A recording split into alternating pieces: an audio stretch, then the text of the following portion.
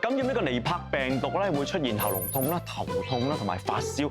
啲症狀咧同呢個感冒有啲似喎。係啊，而呢個病咧潛伏期最長可以有45日，而患者咧仲係完全冇症狀㗎嚇。嚴重起嚟咧會出現呢個肺炎啦，同埋腦膜炎添。所以我哋今日呢要關注下感染尼泊病毒，死神揾上門。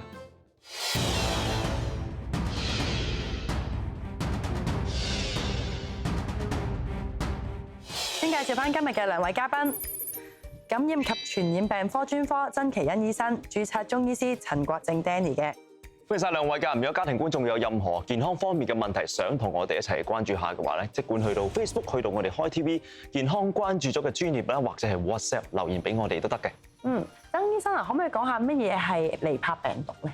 嗱，尼泊病毒咧，其實開始認識呢隻病毒咧係98年、99年嗰陣時喺馬來西亞、新加坡一啲嘅豬場咧出現一個爆發，咁咧所以變相咧喺嗰陣時我哋識別到有呢種嘅病毒存在。咁啊，尼泊病毒本身係屬於即係如果喺病毒學嚟講咧係一啲叫做副黏液病毒科嘅病毒嚟嘅。咁其實佢個天然宿主咧就係喺一啲果蝠嗰度嚇。咁啊，即係一啲類似蝙蝠嗰類嘅，咁咧就變咗咧，佢係睇成一種我哋叫人畜共患嘅傳染病。咁點解咧？就係因為佢可以咧，呢種病毒咧係感染到，譬如一啲豬隻啊、馬、羊啊等等嚇。咁所以點解我哋叫人畜共患？咁所以現在咧嚟講咧，其實尼泊病毒咧已經被世界衛生組織睇成咧係我哋需要關注嘅一種嘅病原體咯嚇。嗱，講起人畜共患咧，即係同我哋平時聽開啲同人畜共患嘅病咧，有冇啲咩分別嘅？嗱，我諗最重要咧就係因為佢嗰個傳染性係比較高，同埋咧佢個致病率咧亦係比較高嘅，即係同埋個病發率係比較高，同埋個致死率都係高。咁個致死率可能講緊即係50%至70%嘅，咁所以變相咧即係如果你感染咗的話咧，的而且確係即係你個病情會急劇轉變，甚至乎死亡。Danny 醫師喺中醫學角度咧，尼泊病毒引起嘅疾病有冇話屬於乜嘢範疇嘅咧？其實尼泊病毒咧喺中醫嘅範疇咧就屬於戾氣嘅一種嚇。戾氣即係其實就係有個特點就係發病好急啦，傳染性很強啦，同埋好危急嘅，即係會有生命危險。同埋我哋叫一氣一病，即係個病徵咧係通常都係好類同嘅。不過有一樣嘢幾特別嘅，即係喺中醫角度咧，我哋講天人合一。咁原來呢啲咁嘅我哋叫疫情啦嚇。原來《黃帝內經》有個叫做五運六氣氣運七篇大論咧，就講到我哋每一個其實我哋能夠推算咧，每一年咧係對疫情發生嘅機率係高唔高嘅，嚇。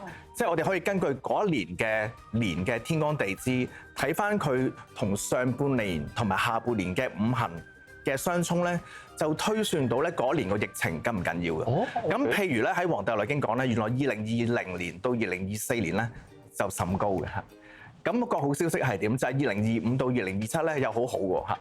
咁呢樣咧係我諗係我哋中醫特有，就類似天人合一嘅概念。咁當然啦，我哋平時好多時講嘅天人合一，多數講煲下湯水，但係其實咧係有呢一套理論喺度，不過就少講咯，係啦。咁曾醫生其實呢個尼泊病毒嘅傳播途徑係點樣嘅咧？正如我頭先講咧，佢喺天然嘅宿主係果蝠啦，咁所以變咗咧就即係通常就喺即係動物之間咧，佢可以咁樣係傳播嘅，佢可以感染咗一啲豬隻啊、馬啊、羊啊等等。咁如果我哋就接觸到呢啲受感染嘅動物咧，咁我哋其實尤其是係接觸佢哋嘅，即係譬如我哋嘅呼吸道分泌物啊、尿液啊，同埋佢嘅糞便咧，咁其實我哋可以受到感染。另一個途徑咧，就係我哋進食咗一啲污染咗嘅食物，譬如一啲我哋叫做野棗汁啊，或者係啲生果，即係尤其是我哋冇洗乾淨嚇。咁啊生食嘅時候咧，咁係容易受到感染。第三個途徑咧，就係你接觸咗一啲感染咗尼泊病毒嘅人士嘅，譬如佢哋嘅呼吸系統嘅分泌液啦，或者佢嘅尿液糞便啊，咁呢啲咧亦係另一個途徑咧，我哋去感染到呢個尼泊病毒啦。哇！咁聽落其實都唔會話好難就傳染到喎。其實香港有冇可能面臨爆發呢個尼泊病毒嘅咧？嗱理論上咧就應該係低嘅，因為咧因為我哋同即係嗰啲地方比較盛行，譬如我哋講緊印度啊或者孟加拉咧都有一段距離啦。咁但係不可不提嘅，因為始終我哋都即係同當地咧都會有啲人員嘅往來嘅。咁所以喺咁嘅情況下咧，我哋要小心嚇。但係問題你話個爆發風險就唔係話真係咁多。同埋第二樣嘢就係我哋即係喺香港呢啲咁嘅果蝠唔係話真係咁多咯。咁不過點解我話個機會率係低，但係問題唔可以掉以輕心咧？因為咧最主要咧就係呢種嘅病毒咧，其實佢引致到嗰個人士受到感染咧，佢有一個比較頗長嘅潛伏期嘅。咁所以咧你唔係話唔可以有手中嘅個案咧喺香港出現啦嚇。咁外地輸入嘅可能性高唔高啊？外地輸入個案為主咯，所以你話本地嘅個案就應該會低啦。咁但係問題外地輸入嘅個案咧，我諗唔能夠排除啦嚇。Danny 成日其實你喺中醫角度咧，即係患上呢個尼泊病毒，嗰個核心嗰個性質咧，個原因係咩？嗱，最主要嘅原因有兩方面，一個就係外因，一個內因。外因就係喺我哋中醫嚟講咧，外因就有6種邪氣。風寒暑濕燥火，咁尼泊病毒咧喺東南亞嗰邊咧，咁主要係以濕熱為主，咁但係喺中醫嘅角度，但凡呢個嘅無論即係呢個戾氣啊或者感冒都好啦，都係由風邪帶入嚟嘅，所以3種邪就係風濕熱為主。咁順便呢度我都想講一講咧，喺中醫嘅角度咧，譬如我哋預防呢啲咁嘅傳染病咧，除咗洗手啊、戴口罩之外咧，原來防風都好緊要喎。即係你可能你成日聽見就係話唔好吹到風係嘛？咁我哋有個位咧就好容易吹到風就會有呢啲感染，就係我哋有個穴位叫風門穴，就大概喺我哋頸椎後邊呢個背門位。所以有時你睇下自己夠唔夠衫着咧，暖唔暖咧，就唔係睇隻手嘅。喺我哋中醫角度，呢個位一定要保暖，同埋唔好吹風咯，係啦。咁另外內因就係個正氣啦。咁我哋有句説話叫做正氣存內，邪不可干。即係如果你個正氣夠強咧，咁其實亦都可以幫自己去防範嘅嚇。哇！即係講到呢度，我哋仲有好多問題問，我都去揾嚿嘢即係嬲呢度先。係啦，轉頭見。發現自己不幸確診尼泊病毒，又有冇得醫呢？一旦確診，又對我哋邊啲內臟構成最大威脅呢？一個死亡率咁高嘅病毒，可以點預防呢？繼續講下感染尼泊病毒，死神揾上門。介紹翻現場嘅2位嘉賓啊，包括有感染及傳染病科專科曾祈殷醫生同埋註冊中醫師陳國正 Danny 醫師嘅。曾醫生啊，咁感染咗尼泊病毒有啲咩病徵咧？嗱，感染咗尼泊病毒咧，其實又係啦，即係可以同感染咗流感好相近，又係發燒、頭痛、肌肉疼痛啊，即係可能有啲流鼻水啊，呢啲咁嘅情況。咁但係問題佢最常見咧，即係跟住落嚟同其他人畜共患嘅傳染病最大嘅分別咧，就係佢可以急劇轉變，即係話可能喺24至48小時之內咧，佢出現一啲神經系統啊、中樞神經系統嘅感染嘅病徵，譬如我哋好想瞓覺啊、神志唔清醒啊，同埋咧即係好攰啊，乜都唔想做。咁同埋咧，甚至乎可以有一啲我哋俗稱抽筋嘅現象，即係一啲嘅病徵同中樞神經系統有關。咁所以呢部分咧，其實大家要留意。咁當然咧，撇除咗中樞神經嘅感染之外咧，另外就係肺部嘅感染啦。咁所以佢可以有咳嗽啊、氣促啊、胸口痛啊呢啲嘅病徵咧，都係可以即係屬於尼泊病毒嘅一種啦。但係頭先聽你講咁似咧，咁我哋點算好？即係可能我突然之間我又好似感冒咁樣，好難分嘅喎。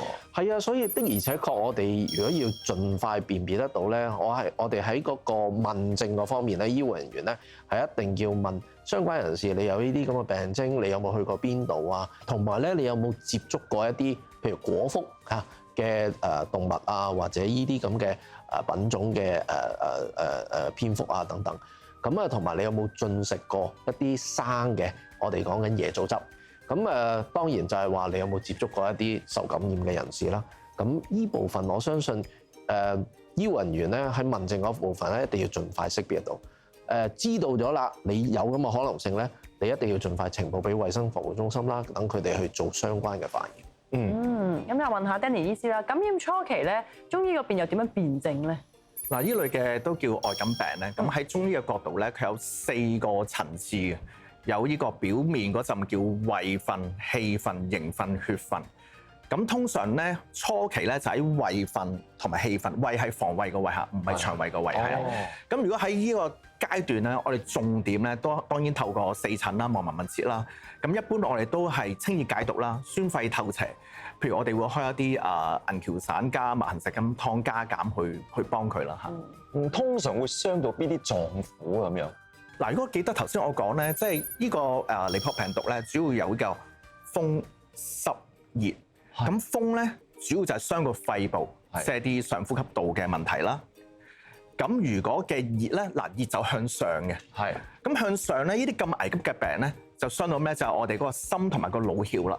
咁有少少咧影響佢神分啊、抽筋，有少少好似腦炎咁嘅病症。係。咁濕咧就會傷脾胃喎，所以亦都會可能會作嘔作悶啊，影響埋佢嘅消化系統呢方面嚇。曾醫生啊，資料顯示咧，感染尼泊病毒嘅死亡個案咧係40% 到75%喎，點解死亡率咁高嘅？我諗最重要就係第一，呢種病毒咧又係冇預防針嘅，即係冇預防嘅疫苗啦，可以接種去預防呢種病毒。第二樣嘢就係你好難識別嚇，即係同早期嘅病徵發病咧，你好似流感一樣，咁啊掉以輕心。第三咧就係醫護人員喺認知方面啦。或者你未必咁快去識別得到，去識得驗尼泊病毒，係咁，所以造成咧，即係你好多時咧，你感染咗之後咧，你其實你唔知道有呢個情況出現。咁啊，同埋正如我講啦，佢冇針對性嘅抗病毒藥治療，咁所以變相咧就變咗個死亡率咧係非常高嘅。你只有能夠透過一啲我哋講緊支援性治療啊、舒緩治療咧，俾個病人啫。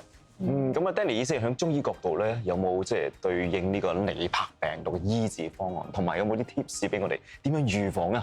我哋有個幾簡單嘅食療叫玉屏風茶，3味中藥嘅啫，就係防風白術北芪。咁你可以咧防風白術可以10 gram 啦，北芪15 gram 就。用1公升嘅水啦，大概煲佢15分鐘，咁啊沖嚟飲咧，就好似有個保護膜喺個身嗰度噶啦嚇。曾醫生目前有冇咩治療方法去處理呢個尼泊病毒啦？同埋有冇咩預防嘅 tips 俾大家咧？嗱，我覺得最重要預防嗰方面就唔好接觸，即係譬如一啲果蝠啊、蝙蝠類嘅即係動物啦。另外即係譬如唔好掂佢哋嘅分泌液啦。糞便啊、尿液啊等等，唔係淨係果蝠嘅，譬如我哋講緊馬啦、豬啦，呢啲咁嘅畜牧咧，其實我哋都盡可能避免接觸。咁啊，第二樣嘢就係話而家目前嚟講，真係冇一啲即係有效嘅抗病毒藥咧，係去治療嘅。當你發病嘅時候，或者你覺得你自己有機會係感染咗嘅，尤其是你去咗嗰啲高發病地區咧，你翻嚟之後，你一定要話俾醫生聽，你去過嗰啲地方，或者你接觸過嗰啲嘅動物嚇，等佢哋可以早啲幫你去診斷。今集多謝晒兩位嘉賓啦，咁講咗咁多尼泊病毒嘅資訊俾我哋，同埋生果一定要點樣啊？洗乾淨先食。